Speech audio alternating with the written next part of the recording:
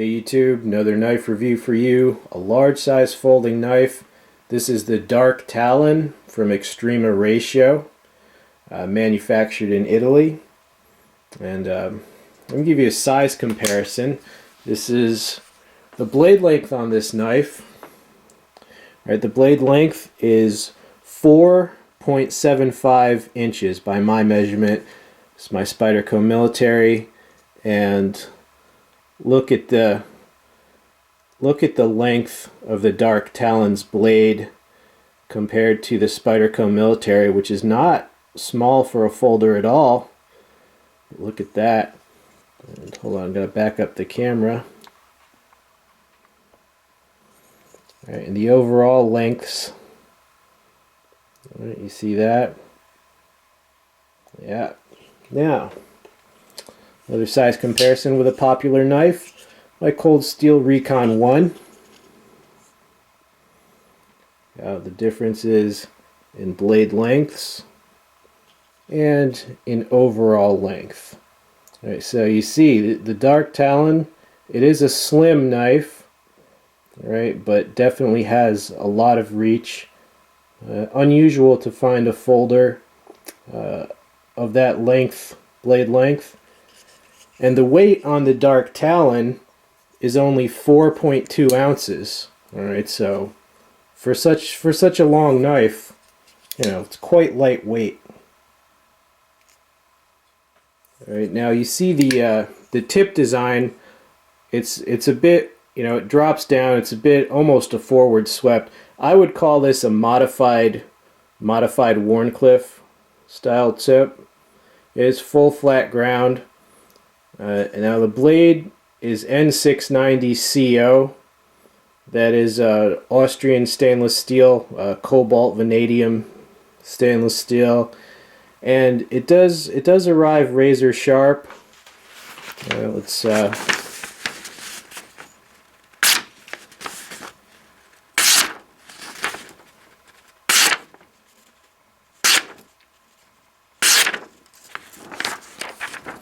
very high initial sharpness.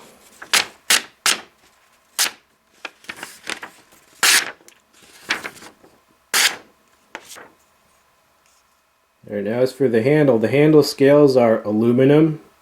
It's anodized aluminum. You see the pivot screw. Right, it's a large flathead screw, so easy to adjust. The pocket clip, it comes set up for right side carry, tip up. It can be adjusted to left side, tip up, so it's a two-position clip. And you see how it goes over, and it's basically it's a low rider clip. All right, nothing of the knife is going to stick out of your pocket except the top of the clip. All right, now you see open pillar construction. All right, very slim. As for the opening facility, two thumb studs. You see those right there. Oh, centering. Hold on. The centering is pretty good. It's very slightly off to that side, but only slightly. All right, now you see it has these cutouts here, right, to get at the thumb stud. Now it might appear that the thumb studs are too close to the handle, but it really doesn't make any difference with this knife. It's kind of like with a lot of Benchmades. Because of the smoothness of the pivot, it's not hard to get it, not hard to open. I am left-handed, but you know, I have no problem opening it right-handed or with either hand. All right, so smooth opening. Now as for the lockup of the knife, you see the liner there.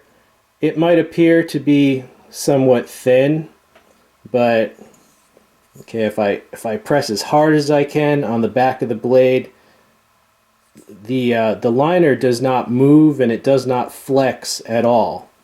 Okay, it's pretty much rock solid. There's no blade play or anything. All right, so that is a very strong liner. You know, it's probably heat treated steel, because I mean, as long as this knife is, I can't get it to flex. I can't get that liner to flex at all, so it is very solidly constructed. Now, according to Extrema Ratio, they're selling this as both utility and combat, according to their advertisement. Now, to me, this looks like a modern, kind of a modern version of a Italian stiletto, as far as it is. It's very long and slim, extremely penetrating type tip design.